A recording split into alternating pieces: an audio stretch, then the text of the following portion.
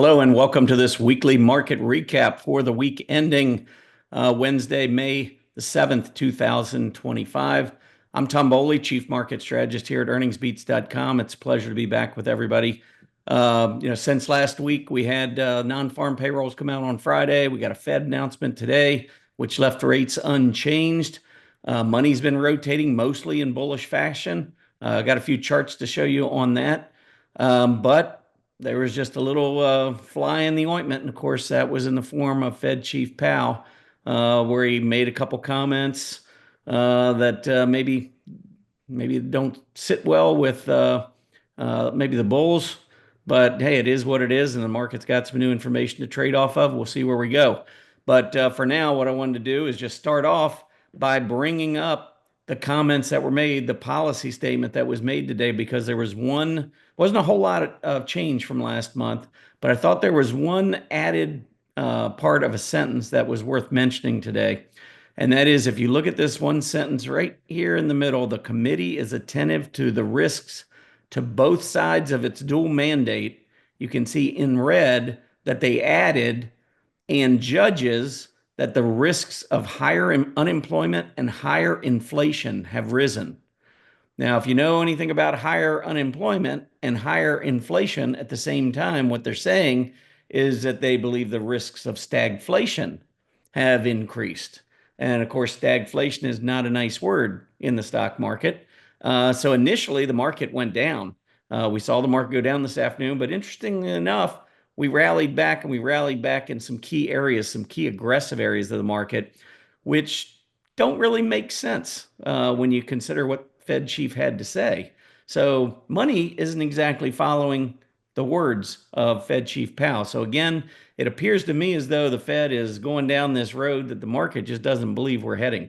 That's the way I review it, or that's the way I analyze it anyway. But let's take a look at what happened in the market over the last week, because again, remember, we're looking back from last Wednesday's close through this Wednesday's close. So it's not your standard calendar week. I just want to make sure that I point that out, clear that up. So we are looking from last Wednesday's close to this Wednesday's close, which does include that non-farm payroll report, which came in higher than expected, by the way, last week. And we had seen some economic reports that were a little bit below expectations recently, which is starting to highlight maybe some economic uncertainty and maybe some cracks in the foundation. We got a GDP that was negative. So there are definitely some economic signs that things are deteriorating. And yet non-farm payrolls came out on Friday ahead of expectations. So the Fed looked at all of that and said, well, we see some of those cracks in the foundation, but we also see possible higher inflation down the road. And that kind of puts us in a box. And I'm kind of paraphrasing, but it does. It puts the Fed in a box. If you got higher unemployment, you want to think about cutting rates. If you have what you think could be higher inflation, then you want to raise rates. So they've got two mandates, and they don't know which one to attack first. But I can tell you that they're always going to side to attacking inflation. Now, I believe there's a lot of question as to whether or not we have inflation problems or whether we're going to have inflation problems. I don't believe a word of it, but that's just my opinion. But the Fed seems adamant, and so they are remaining on the sidelines. They don't want to do anything with interest rates. Meanwhile, we've got the European Central Bank that's now cut rates 7 times in a row. And so we've seen our currency drop as a result. We've kind of been I've been watching the 10-year Treasury yield, which seems to be in a range currently around the 4.3% level, which is still a little ways away from some key resistance, maybe up around 4.6, 4.7%, and also support, which is down closer to like 3.94%, somewhere in that range. So we're sitting in the middle there, and we'll pull up a chart on that in just a minute. But let's take a look here first at what happened over the last week in our major indices.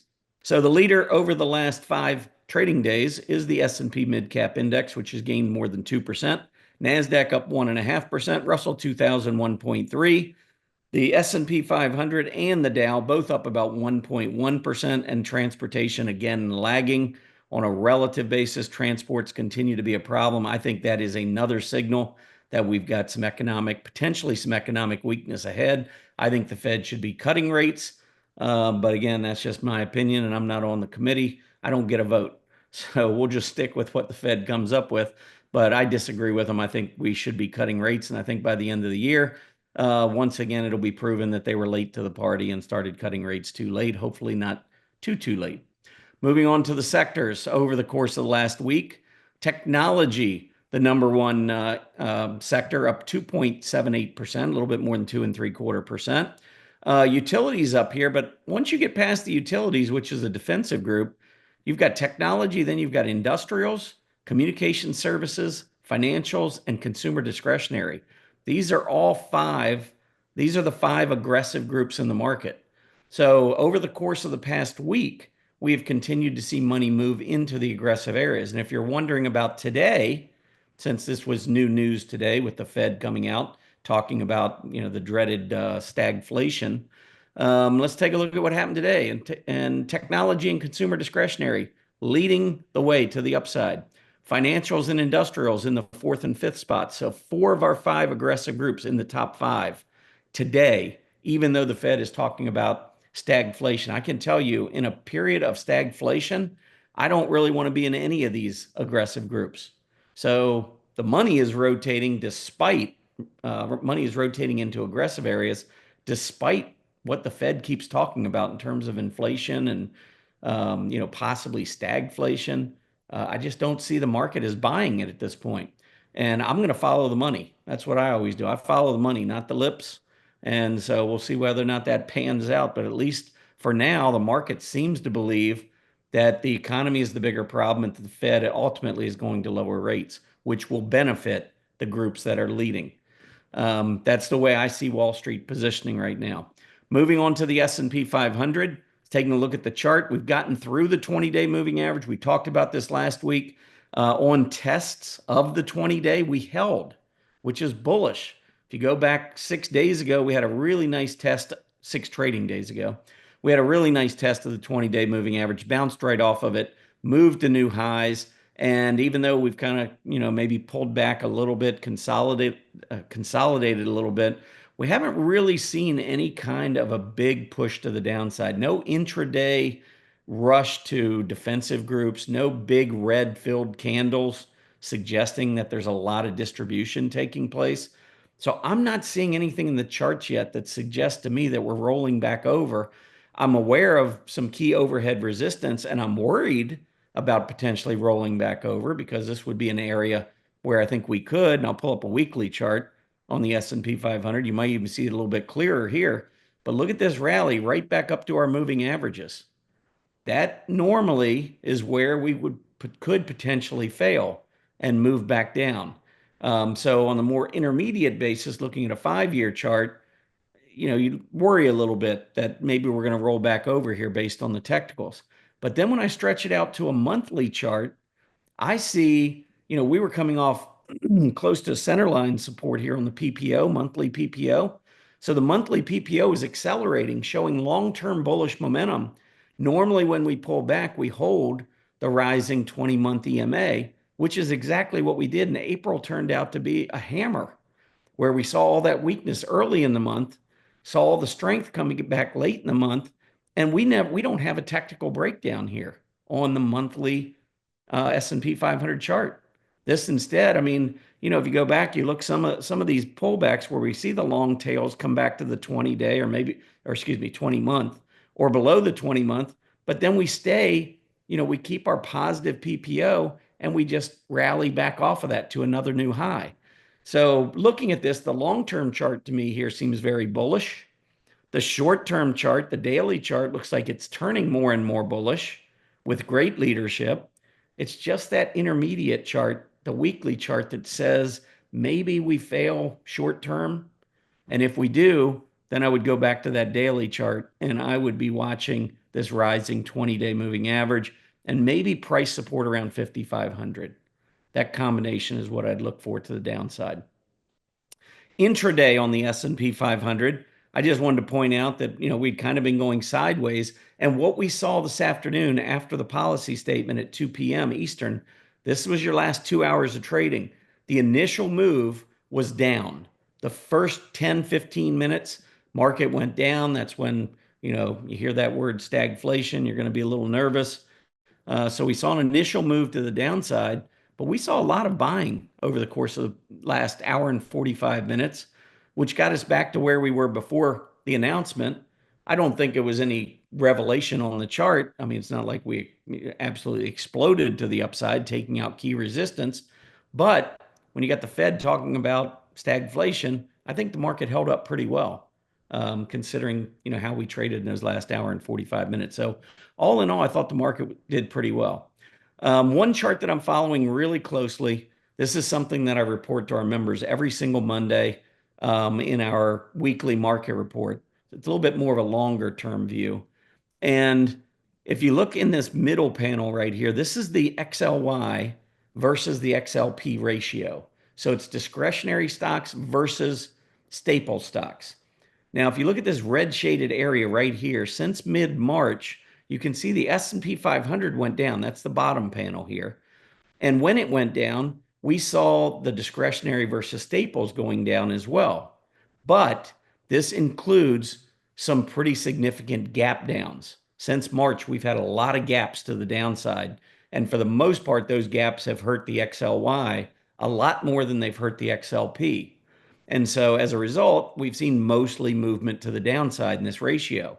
However, one of the things that I like to watch for during volatile periods, during periods where the market is in a cyclical bear market, is I'm trying to look for signals that tell me Wall Street is accumulating, even though we're seeing price action further deteriorating.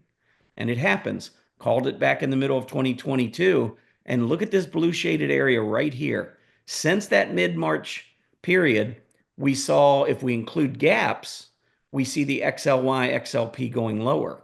If we ignore gaps and only look at the action that's taken place during the trading day from 9:30 to 4 o'clock, ignore that opening gap. Look at the ratio. Look at this relationship. Money has been rotating heavily towards discretionary stocks, not staples. Folks, if you're worried about stagflation or inflation, you're going to be getting out of discretionary during the day. There's going to be distribution. There's not going to be accumulation. I mean, we go back to the S&P 500. Let me see right here. And I pull up that look at the AD line. The S&P 500, even though we've seen this huge decline, cyclical bear market, the S&P 500 AD line, accumulation, distribution. This is not advanced decline. A lot of folks get those two confused. This is accumulation distribution, which tells us it ignores opening gaps. And it tells us that throughout the trading day, stocks are being accumulated, especially here over the last month or so. So got the tale of two stories here. And I really think that this movement that we've seen here is starting to tell us that we've probably bottomed, or if we haven't bottomed, I think we bottomed. And I'll call it that low back in early April was a bottom. But you can see this also set up in May and June. Remember when the S&P 500 was reaching that low in June and I called the bottom? Same exact type of situation occurred. We had money rotating intraday into the aggressive discretionary area, even though if we paid attention to the gaps, we moved back down to a double bottom here in the red shaded area. So if we include gaps, you couldn't see anything different. But if you ignored the gaps and looked at what was happening during the trading day, you could see the accumulation taking place. We did end up going down one more time. I think it was Fed induced, but we did, like I said, end up going down. You could see the recovery that we saw coming out of there. I don't think we would have gone back down to a new low had it not been for more pain ahead. That speech by Fed Chief Powell at Jackson Hole back in August, late August of 2022. Anyhow, we fast forward. Could the Fed derail this time? Yeah. I mean, I think the biggest risk, I think a bigger risk than inflation is the Fed. I think the Fed just, standing pat while we watch economic conditions start to deteriorate. I think that's the biggest risk. Like I said, Europe is on it. They're cutting rates. They see the economic weakness. I think our Fed should be doing the same thing, just my opinion. 10-year Treasury yield. 10-year Treasury yield's been moving lower here over the last few months here in 2025. We saw a big move up, though, at the end of last year. So when you net it, it's kind of more sideways action. But the range you can see up here at 4.60. This was up more closer to 465. So that's kind of the upper end of the yield range that we're in right now. And then to the downside, you can see this 390 test that we had recently. Had a couple 410, 4.10% moves to the downside bottom there. We just saw 4.15 just a week or so ago. So we know the range is pretty fairly identified here. And so we'll just see. I think the Treasury yield probably stays in the middle of this range for a little while.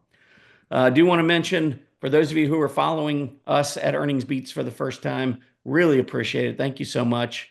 You can go over to earningsbeats.com. We do have a free 30-day trial. You have to give credit card for it, but it is a 30-day trial. You can check out our services. I'll show you a little bit about what we do in just a couple minutes. But check that out. We still are offering, we have a live trading room that we do every Wednesday. So as part of your membership, your 30-day trial, every Wednesday you'll get a live trading room, which usually lasts a couple hours. So you'll get 5 of those as part of a free membership over the next month or so.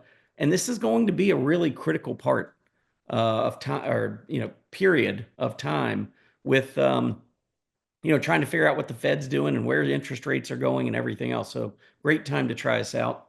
I think the majority of our members probably would say that our market guidance is better than anything they've seen. And, I'll certainly stand by it. If you keep scrolling down on our homepage, though, there is a free newsletter. This requires no credit card. You can subscribe to our Earnings Beats Digest, along with tens of thousands of other fellow traders and investors. Name and email address. All you need to do, hit that subscribe button. We'll get you set up. That is just a very brief newsletter. Comes out Mondays and Wednesdays. We call it a newsletter. It's more like two paragraphs in a chart is essentially what we offer on Monday and Wednesday. Sometimes it's just educational in nature, talking about the market. Sometimes it's a trading opportunity. But anyway, feel free to check that out. You can unsubscribe at any time as well. Also, I do want to mention, if you do like the video, give Stockcharts some love. We certainly appreciate them having us on their channel. Like the video, subscribe to the channel, make sure you don't miss anything else. There's some other contributors here on their YouTube channel that I personally have a lot of respect for. Check out those shows, but you got to make sure you subscribe to know when those shows are going on. So make sure you check all that out. All right, last thing I want to do today, I want to talk about some of the groups that are showing a lot of strength right now, a lot of industry groups. So I'm going to go through them pretty quickly. There are 12 of them. Software, you can see making this gap up, but extending this move. You saw we had some pretty key resistance, about 6,900. We gapped up. Look at the relative strength on software over the course of the last 6 weeks or so. Absolutely amazing strength in this group. So if you're a momentum trader, you need to be paying attention to software. How about the electronic equipment group? Also moving up. Look at the relative strength building here over the last month or so, trying to make this breakout similar to software.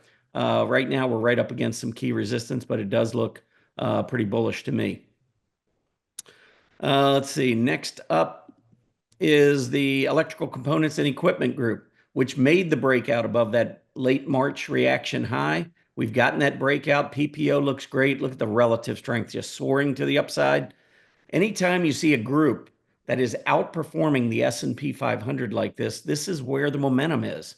This is where money is rotating to right now. And as a trader, you need to be aware of that. Next group is specialized consumer services, one of the hottest areas of the market. You can see the huge move here, the breakout on an absolute basis, and absolutely soaring on a relative basis. So you need to be aware of the stocks that are creating this move to the upside. Then we've got specialty retail breaking out to new highs. Again, huge move over the course of last month. And there you see that relative strength. These are leaders. Next up, travel and tourism, not quite breaking above the February high, but not far from doing so. And you can see again on a relative basis, clearly an easy 52-week high. Next up, heavy construction. Big move up here, gapping up, taking out this resistance area down around 1425. And again, there's your relative strength building. Next up, aerospace. Aerospace all the way back up to 2425 to test that late March high.